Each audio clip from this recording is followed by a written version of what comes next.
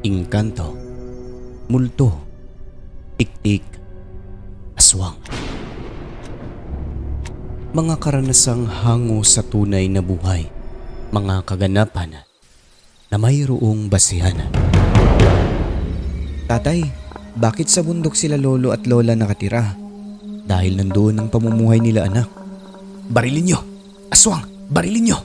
Wag! Wag! Wag!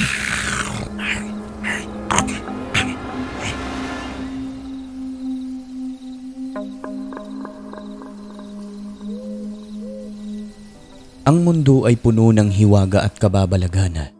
May mga bagay na sadya nga namang mahirap intindihin kung bakit nangyayari. Ang mga tao ay punong-puno rin ng pagsubok at paghihirap sa bawat pagdaan ng araw. Isa sa mga nagpapahirap ay ang mga nilalang na ubod ng kasamaan, hindi aswang kundi mismong mga tao pa. Hindi lang sa impyerno matatagpuan dahil narito rin sila sa mundong ibabaw, naghahasik ng lagim sa sangkatauhan. Mapagpalang araw sa inyo. Ako nga pala si Kabalyero at may ibabahagi akong totoong kwento.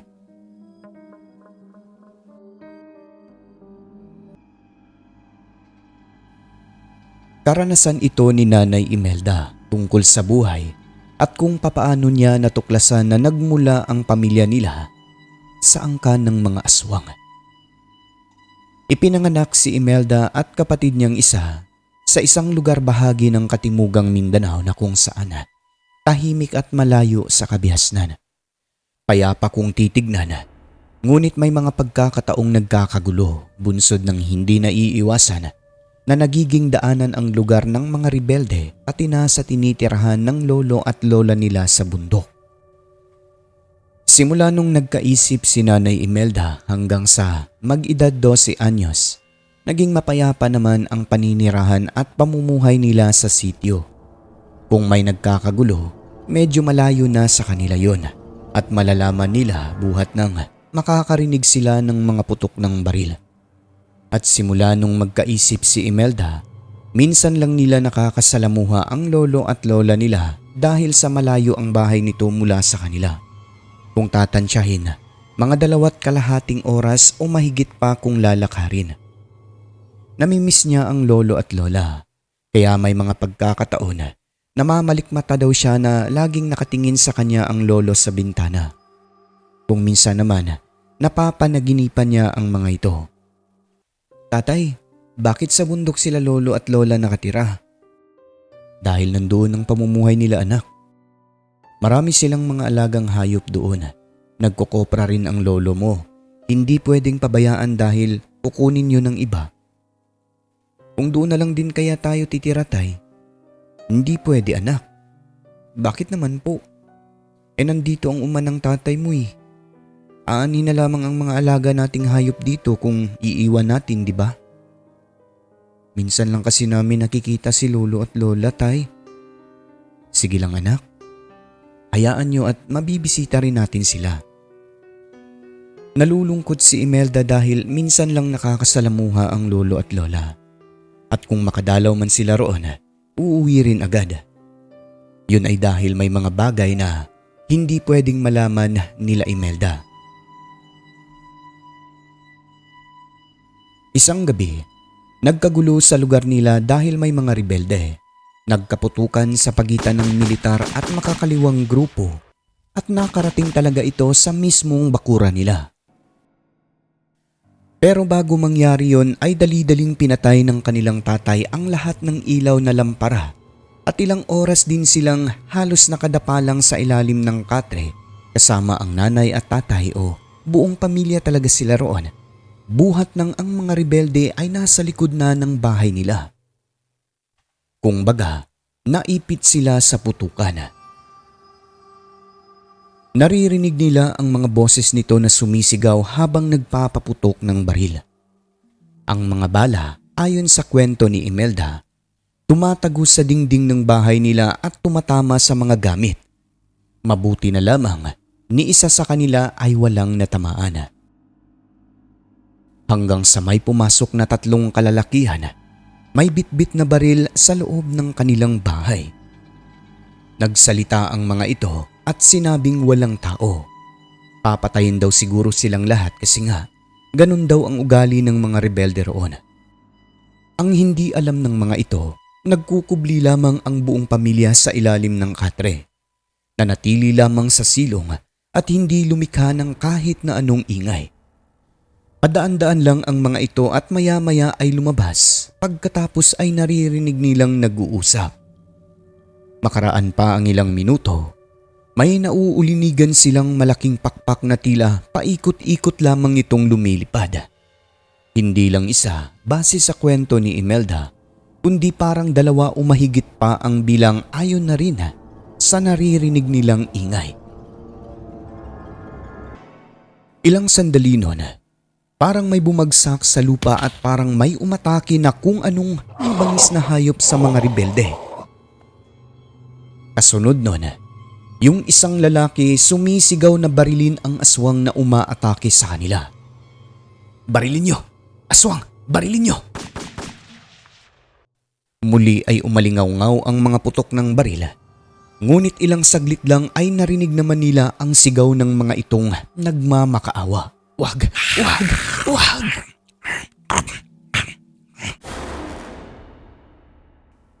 Matapos noon, tumahimik ang buong paligid. Nanatili pa sila sa silong at nakikiramdam lang. Ayon sa kwento, may parang mga asong kumakagat o kumakain sa kung ano sa labas. Sabi ng tatay nila, mga rebelde daw ang kinain. Napapatanong na lamang si Imelda sa kanyang isip na kung ano ba ang ibig sabihin ng kanyang tatay sa sinabi nitong kinain ang mga rebelde. Matapos noon, may narinig naman silang parang lumipad dahil sa malakas na pagaspas ng pakpak. Hindi nagtagal noon, dumating naman ang mga kalalakihan.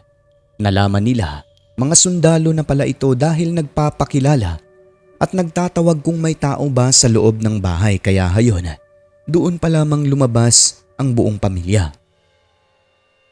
Sa bakuran, napansin ni Nanay Imelda yung mga bangkay ng rebelde na akala mo tinamaan ng malalaking bala dahil sa wasak talaga ang mga katawan nito. Butas ang liig at wakwak ang tiyan na naglabasan pa ang mga bituka. "Ikaw, hindi ka ba rebelde?" "Hindi po. Ako po yung may-ari ng bahay dito. Ito ang mga anak ko at asawa ko. Nagtago lang po kami sa silong para hindi matamaan ng bala." "O sige, kung ganun, umalis na muna kayo dito sa bahay ninyo." Pinalikas sila dahil maaaring may mga rebelde pa. Dinala ang buong pamilya ng mga kasundaluhan sa isang ligtas na lugar. Yung kanilang alagang kalabaw, dinala na rin yun ng tatay ni Imelda at tinali lamang sa kung saan-saan para makakain. Ilang araw na nagkaputukan noon, nang dahil sa pangyayari, nagpasya ang pamilya nila na doon na lamang muna tumira pansamantala sa bahay ng lolo at lola nila sa bundok. Medyo nag-aalangan pa ang nanay ni Imelda, pero sinabihan ng tatay na mas maging mabuti ang kalagayan nila roon sapagkat walang makakalapit na rebelde. Sumagot naman si Imelda at sinabing, "Talaga po tatay, walang makalapit doon na masama kay lolo at lola?" "Oo anak. Di ba may baril naman po ang mga tao na yun? Basta kung doon tayo ay ligtas tayo anak." Sagot naman ng nanay, "Ligtas din naman tayo rito papa. Doon lang muna tayo mama. Gusto ko ring makausap ang aking tatay." "O sige, ikaw ang bahala. Total, sabik na sabik din naman itong mga anak mong makita ang lolo at lola nila." "Huwag kang matakot mahal. Mabait naman si nanay at tatay." "Oo nga po mama, mabait naman po si lolo at lola, di ba?" "Oo anak, mababait ang lolo at lola mo." Nagtungo na sila sa bundok. Nasa mga 3 oras ang ginugol nila sa paglalakad dahil malayo iyon at mabagal maglakad ang bata. At habang naglalakad, narinig ni Imelda ang sinabi ng kanyang nanay na nagtatanong sa kanyang tatay. Mukhang hindi nag-iisa si tatay nun Sino kayang kasama niya? Alam mo naman si tatay, may mga kauriyan sila rito." Nagtataka naman si Imelda kasi hindi niya maintindihan kung bakit pinag-uusapan ng kanyang mga magulang ang lolo at lola niya. At yun na nga, hindi sila dumaan sa daanan ng tao sa bundok sa takot na baka may mapadpad na rebelde sa daan. Umikot sila at sa may kakahuyan dumaan hanggang makarating sa bahay ng lolo at lola nila Imelda. At nung nandun na nga sila, nadatnan nilang nag-iisa lang ang lola sa loob. "Ma, magandang tanghali." "Oy anak, mga apo ko." "Oo ma, alam niyo naman ang nangyari. Kaya napasugod kami rito. Dito lang muna kami ma, kahit na mga ilang araw lang." "Oo, walang problema. Alam namin nagkagulo doon nakaraang gabi, nandoon si tatay mo. Pero bakit kayo dyan sa likod dumaan?" "Para lang makasiguro ma, baka makasalubong kami ng rebelde mahirap na." "Oo, ay apo ko, namiss ko na kayo." "Lola, ano po yung sinabi mo nandoon si lolo nakaraang gabi?" Nagkatinginan sila at sumagot na, "Hindi apo. Ibig kong sabihin ay nabalitaan ng lolo mo ang nangyari." "Ah, akala ko nagpunta si lolo doon eh. Asan po si papa ma?" "Nandoon sa kubo niya sa koprahan." "Ah, ganun ba?" "Teka, dito lang muna kayo ha mga apo ko at pupuntahan ko ang lolo niyo." Wag na ma. Dito ka lang at ako na ang magpunta doon para malaman niyang nandito ang mga apo niya." "Sige anak, puntahan mo sa koprahan." Agad nang tinungo ng tatay ni Imelda ang lolo nito at pagbalik nila ay may dalang mga prutas. Masaya ang pamilya habang kumakain. At habang nag-uusap ang tatay at lolo sa labas, pasikretong nakikinig si Imelda. Napapatanong siya kung bakit sinabi ng lolo niya na kung hindi ito dumalaw ng gabi na yon malamang sa malamang may masama nang nangyari sa buong pamilya.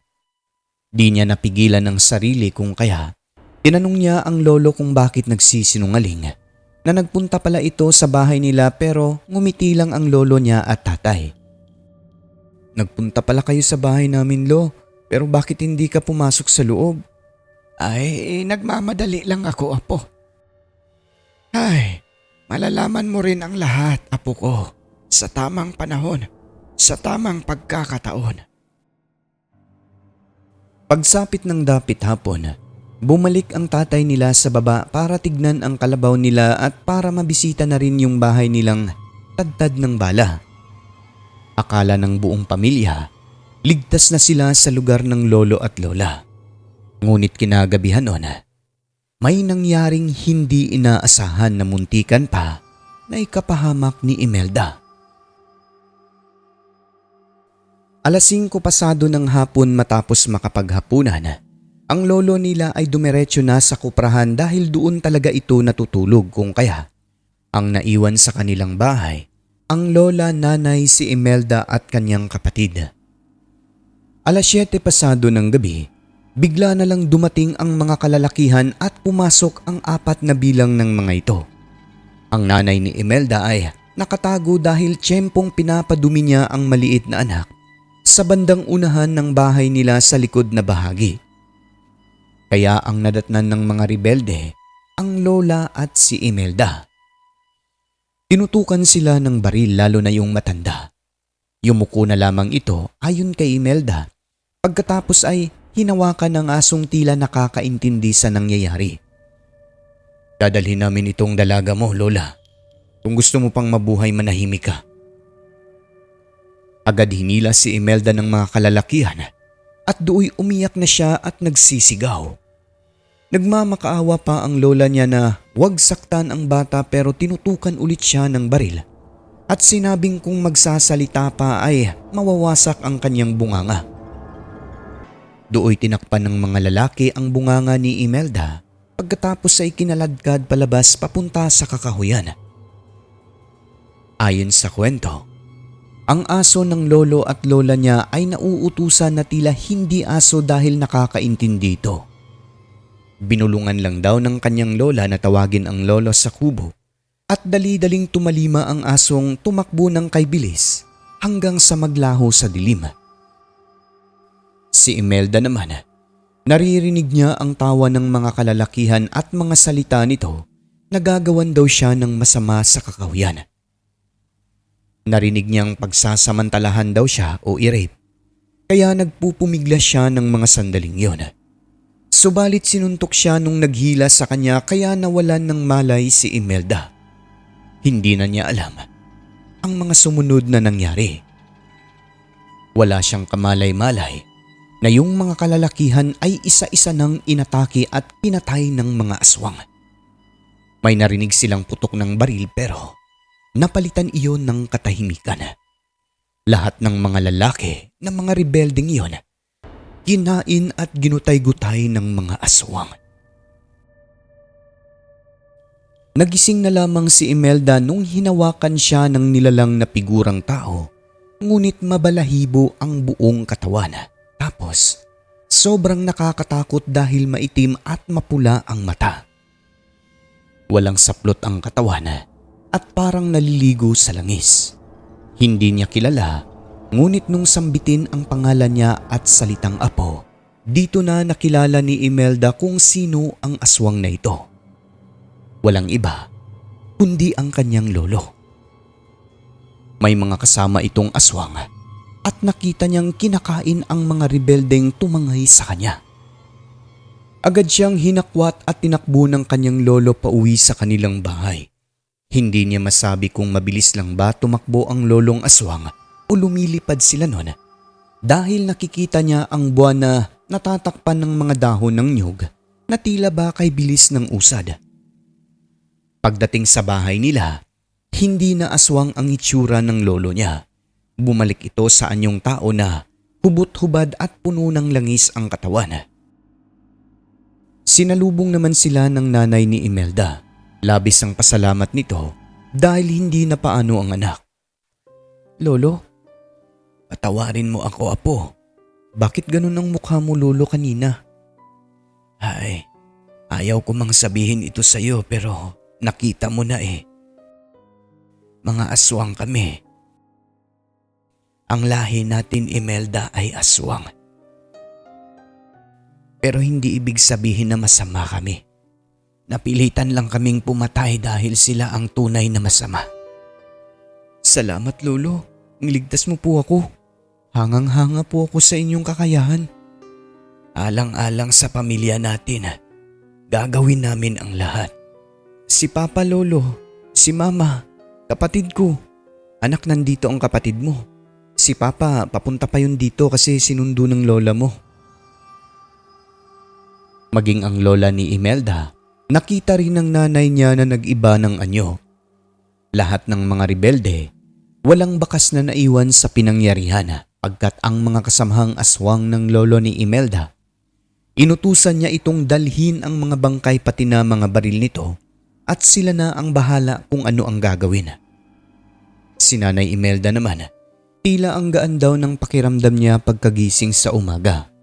Parang wala lang nangyari kahit na nasuntok siya sa tiyan dahil umano yon sa pinainom sa kanya na lana ng lolo. Nang dahil sa pangyayaring kamuntikan niyang ikapahamak, nalaman ni Imelda na ang lolo at lola ay pareho palang mga aswang. Kanila palang angkan na naging daan upang maligtas ang pamilya nila sa kapahamakang dala ng mga taong naghahasik ng lagim sa lugar. Nalaman din niya na yung lolo at mga kasamahan nitong aswang, mga kauri, ang pumatay sa mga rebelding pumasok sa bahay nila dati. Doon lang nasagot ang kanyang mga katanungan na kung bakit pinag-uusapan ang lolo at lola niya ng kanyang mga magulang.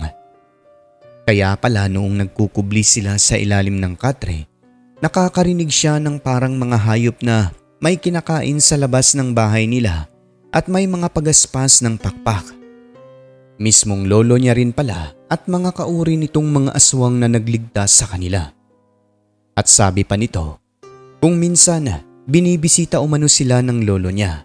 Kaya pala ayon kay Imelda, parang namamalikmata siya kung minsan na nakikita niya ang kanyang lolo sa likuran. Yun pala, bumibisita raw talaga. Hindi lang pwedeng magpakita buhat ng wala itong saplot sa katawan. Sa insidente na yon na muntik pang ikapahamak ni Nanay Imelda, nalaman ang tungkol sa pagkatao ng lolo at lola niya na nagmula pala sila sa angkan ng mga aswang. Pero hindi ibig sabihin dahil aswang ay masama na. Ang lolo niya ay napilitan lamang umanong pumatay ng tao dahil yung mga pinatay nila ang tunay na masama. At dito na po magtatapos ang aking kwento. Hanggang sa muli, Kabalyero ng Mindanao.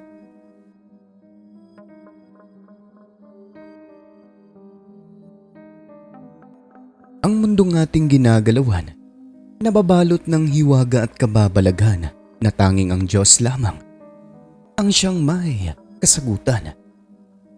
Ako po si Alex at ito ang Southern Mindanao Creepy Experience.